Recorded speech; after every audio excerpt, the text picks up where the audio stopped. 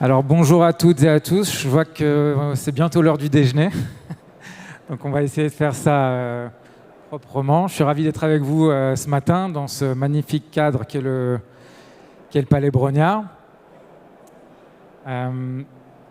Donc aujourd'hui, avec 29 000 agences, la France compte deux fois plus d'établissements bancaires par habitant que l'Allemagne. Et donc forcément, ça impacte la rentabilité. Néanmoins, supprimer des agences serait mal perçu par les clients et probablement par le gouvernement. Donc comment faire évoluer son modèle relationnel pour établir de la rentabilité ?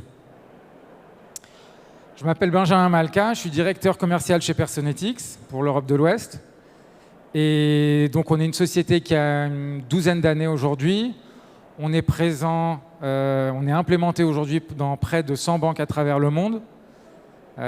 Personetics, c'est 350 collaborateurs. Et notre mission, vraiment, c'est de permettre de maximiser la valeur de chaque interaction client grâce à la personnalisation pilotée par la donnée. Donc notre vision, vraiment, c'est un monde où chaque client est en capacité de prendre des décisions judicieuses en autonomie. Et donc, voilà, c'est ce qu'on essaye d'implémenter, d'aider nos clients qui sont des banques à réaliser. Donc, avant de passer dans le vif du sujet, j'aimerais peut-être passer en revue avec vous quelques évolutions, tendances du modèle relationnel, bancaire en France ces dernières années. Donc, comme vous le savez, le modèle économique des banques commerciales reste sous pression. Donc, même si le coefficient d'exploitation baisse, il reste quand même élevé à près de 70%. Et donc, ça se fait poser la question du maintien de la proximité pour les banques commerciales en tout cas. Quand on parle des banques mutualistes, qui ne sont pas soumises aux mêmes contraintes que les banques commerciales, il s'agit de mettre en avant un modèle relationnel où le digital est complété par la relation humaine et par cette proximité. Dans les deux cas, la question de mettre le client au centre des de mettre le client au centre des préoccupations de la banque reste le même. Trop souvent, également, les banques constatent un écart entre l'efficacité commerciale et la qualité de la relation client. Et ça se traduit à plusieurs niveaux, que ce soit au niveau de l'engagement, au niveau de la rentabilité et finalement en termes de quel client j'ai envie d'avoir, quel client j'ai envie de développer et comment j'y arrive. L'omnicanalité et la personnalisation sont aujourd'hui des standards sur tous les modes d'engagement. Et quand on parle de mode d'engagement, enfin les motifs d'engagement, on parle de trois choses. On parle de l'alerting, donc comment j'adresse des besoins ou en tout cas des questions très court-termistes. Comment j'adresse le servicing et comment j'adresse le conseil client. Finalement,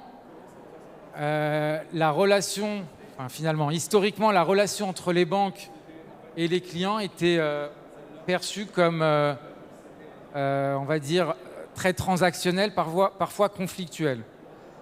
Et en fait, aujourd'hui, cette relation doit évoluer pour être plus apaisée et fournir de la valeur perçue pour le client. Donc, comment créer de la valeur perçue pour les clients dans les canaux digitaux ? C'est ce que je vais essayer de vous démontrer dans les quelques minutes qui suivent. La conclusion, en tout cas, de ces tendances, c'est qu'aujourd'hui, les banques doivent vraiment mettre la personnalisation au cœur de leurs préoccupations afin vraiment d'adresser les besoins de chaque client et ne plus se concentrer uniquement sur une approche produit.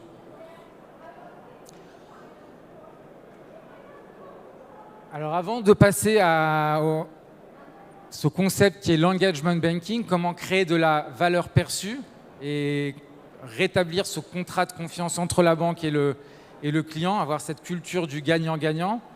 Je ne suis pas là uniquement pour pousser un produit, mais pour m'assurer que mon client arrive à atteindre ses propres objectifs.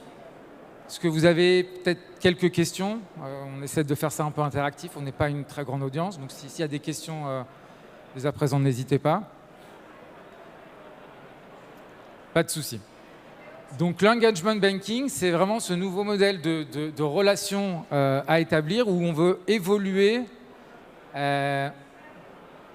en termes de valeur qui va être fournie. Donc c'est plus de la valeur ponctuelle, j'offre un produit ou j'ai vendu une solution à mon client, mais c'est comment je peux, au fil du temps, l'aider à trouver de la valeur. D'accord? Donc j'ai vendu une assurance auto, mais comment je peux accompagner mon client à partir de, en tout cas après ce moment-là. Et donc l'idée, c'est vraiment d'aller au-delà du self-care pour fournir des expériences personnalisées à forte valeur perçue dans tous les moments de vie, court, moyen terme ou long terme. Donc l'engagement banking, ce nouveau standard du modèle relationnel pour la banque de détail, en quoi il consiste? Alors ça doit être de l'engagement proactif, personnalisé et encore une fois axé sur le bien-être et le besoin du client. C'est aussi un portefeuille d'expériences personnalisées à la fois automatisées et humaines. Ce qu'on pense qu'il ne doit pas être, c'est des alertes marketing intempestives, c'est la fameuse offre commerciale en bannière sur la page d'accueil, mais ça ne doit pas être aussi une série ininterrompue de next best offers. Donc le cabinet Celent que je cite un petit peu dans cette présentation a établi les 9 piliers de l'engagement banking et je pense que voilà, c'est assez pertinent dans ce qu'on voit au travers des collaborations qu'on a avec nos clients. Donc on a parlé de maximiser la valeur de chaque interaction client. Qu'est-ce que ça veut dire? Déjà tout d'abord, ce n'est pas uniquement de la théorie. On a appliqué ce modèle et il est appliqué auprès de, j'ai dit, plus de 90 banques, presque 100 banques à travers le monde, parmi certaines parmi les plus innovantes. Ce que je vais faire dans les quelques minutes qui suivent, c'est vous illustrer quelques cas d'usage et surtout des retours d'expérience parce que je pense que c'est ça qui est le plus parlant. Donc on parlait tout à l'heure d'alerting, de services, de conseils sur les différents moments de vie. Donc là, un moment de vie pas très agréable, un problème de solde. Donc au-delà de pouvoir uniquement restituer, enfin, détecter un événement et le restituer, c'est de pouvoir contextualiser l'offre qu'on va pouvoir proposer au client derrière. Donc dans ce cas-là, voilà, j'ai identifié que mon client va avoir un problème de solde. C'est quoi la solution pour ce client à ce moment-là? C'est peut-être simplement d'effectuer un virement d'un compte qui a des disponibilités, qui a des liquidités, mais ça peut être pour un autre client soit prendre en contact avec un conseiller, soit trouver ou souscrire à un produit de crédit conso que la banque peut proposer. Tout ça pour dire que ce genre d'approche permet d'avoir un taux d'acceptation des offres qui est 3 fois plus élevé que la fameuse bannière en page d'accueil. Un autre exemple, là un moment de vie un peu plus sympathique, on a reçu une prime, un bonus de fin d'année. Et donc là, pareil, ce n'est pas uniquement détecter l'événement, mais c'est de le contextualiser. Et ici, la contextualisation, ça veut dire quoi? Ça veut dire de pouvoir calculer un reste à vivre. Alors là, on ne le voit peut-être pas forcément très bien à l'écran, mais en tout cas, à partir du moment où on a réussi à personnaliser le call to action, quelle est la suite à donner à cet événement, et on a un taux de clic qui est beaucoup plus élevé, donc on gagne en efficacité commerciale. Ce genre de message est beaucoup mieux reçu qu'encore une fois s'il était simplement présenté comme une alerte parmi tant d'autres. Finalement, troisième cas d'usage, là on explose les compteurs en termes de satisfaction client et la banque ici ne vend aucun produit ou service. Elle est là en fait pour montrer au client finalement qu'elle est là pour l'aider. C'est un renforcement du contrat de confiance, si je puis dire. Et donc, dans cet exemple, en fait, on présente au client le fait qu'il a souscrit à 2 services d'abonnement, des récurrents, qui sont assez similaires et il n'a peut-être pas forcément besoin de payer pour ces deux services. Ça peut être aussi le cas de vous avez fait une offre d'essai gratuite sur un de ces services-là et on va vous dire que l'offre prend à sa fin, donc annulez-la si vous ne la prenez pas. Tout ça pour dire qu'en termes de notation, en termes de satisfaction client, ça permet en fait de relever vos notes sur la satisfaction dans l'application. Donc, comme je vous le disais, peut-être pour avoir des cas un peu plus concrets, je passerai en revue 2 exemples. Et ici, c'est le coach financier d'Erste Group. Alors, Erste Group, c'est une banque qui est basée à Vienne, en Autriche, qui compte 15 millions de clients particuliers au travers de 7 pays. Et donc, le besoin identifié chez Erste, en tout cas de s'intégrer dans leur coach financier, afin de, favoriser le bien-être financier grâce à des conseils proactifs et des recommandations responsables, 2, renforcer l'engagement, on y revient toujours, et 2, argument un peu plus technique, c'était de s'intégrer dans un socle expérience utilisateur qui était commun à l'ensemble du groupe. Donc c'est un argument un peu plus technique, mais c'est quand même important. Et donc le résultat, 7 mois après le lancement du service, donc là c'est dans un pays, en Roumanie, on a près d'1,5 million d'utilisateurs actifs. On a réussi à augmenter l'engagement dans l'application mobile de près de 20%. Et là, ce qui est intéressant, c'est le taux de clic sur ces fameux insights, donc ces motifs de contact. Donc on est quasiment à 1 sur 3 sur les motifs de contact qui sont mis à disposition de la banque et qui sont sur étagère chez Personetics. Et on passe à 50% quand c'est des motifs de contact qui ont été créés spécifiquement pour la banque. Un deuxième cas d'usage, également un autre client de longue date de Personetics, Banque de Montréal, donc qui après avoir établi, enfin en tout cas mis en place un coach financier avec des insights comme je l'ai montré dans la slide précédente, nous ont fait appel pour implémenter une fonctionnalité qui allait leur permettre de stimuler les encours. Donc le besoin identifié, c'était d'inciter les clients à réaliser leurs objectifs d'épargne, optimiser des programmes d'épargne automatisés et accompagnés. Et là, ce qui est intéressant, c'est en fait que créer des enveloppes d'épargne, vous envoyez dans des applications mobiles, banques digitales, néobanques, même des banques traditionnelles. Je pense que, encore une fois, là, l'intérêt, c'est pas de dire on a créé une enveloppe d'épargne où on a... L'idée, c'est comment on va animer ces parcours. Une fois que le client s'est mis un objectif, s'assurer que cet objectif va être alimenté, que le client atteint le but qui s'est fixé. Et donc les résultats à la Banque de Montréal, c'est 20 000 nouveaux comptes créés 3 mois après le lancement de la fonctionnalité. Donc je pense qu'il y a pas mal de banques qui aimeraient bien pouvoir créer des nouveaux comptes, en tout cas des nouveaux comptes épargne. En termes de collecte, on ne peut pas partager les chiffres de manière très précise, mais on est sur des volumes entre 50 et 100 millions en augmentation nette de collecte sur la première année.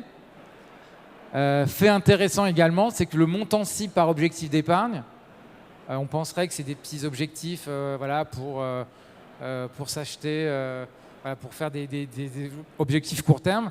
On est à près de 50 000 $ par objectif d'épargne. Donc, ça traduit vraiment le fait que les utilisateurs utilisent ce genre de fonctionnalité pour atteindre des objectifs moyens, voire long terme. Et dernière métrique que je partage avec vous, c'est 70 000 objectifs d'épargne créés la première année, ce qui montre un fort engagement des clients pour ce type de fonctionnalité. Donc on a parlé de personnalisation et chez Personetics, la personnalisation, c'est vraiment supporté par la data science, qui est au cœur en fait de toutes nos solutions. Donc pour pouvoir être pertinent, pour pouvoir vraiment passer ou en tout cas implémenter cette personnalisation à l'échelle et de manière responsable, on a des modèles d'intelligence artificielle, des modèles de machine learning qui sont déployés à différents niveaux. Et donc ces modèles-là, d'une part, vont se connecter à la donnée sur votre récit bancaire. Et l'idée derrière, c'est de pouvoir rendre intelligible toute cette intelligence transactionnelle et la pousser directement sur les canaux digitaux qui sont présentés aux clients. Donc en conclusion, et notre recommandation vraiment pour des expériences bancaires engageantes, j'ai envie de dire qu'elles doivent être intuitives, c'est-à-dire que la courbe d'apprentissage doit être plate, voire inexistante. On parle d'expérience assistée. L'idée, c'est de réduire la charge mentale du client au maximum.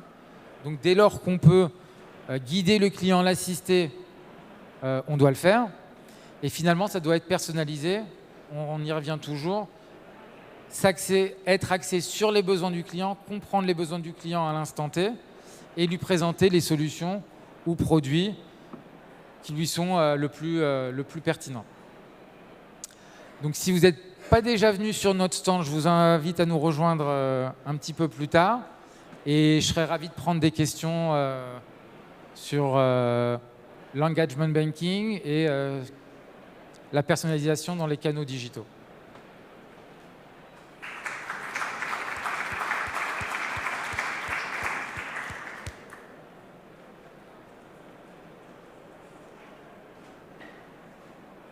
Si vous n'avez pas de questions,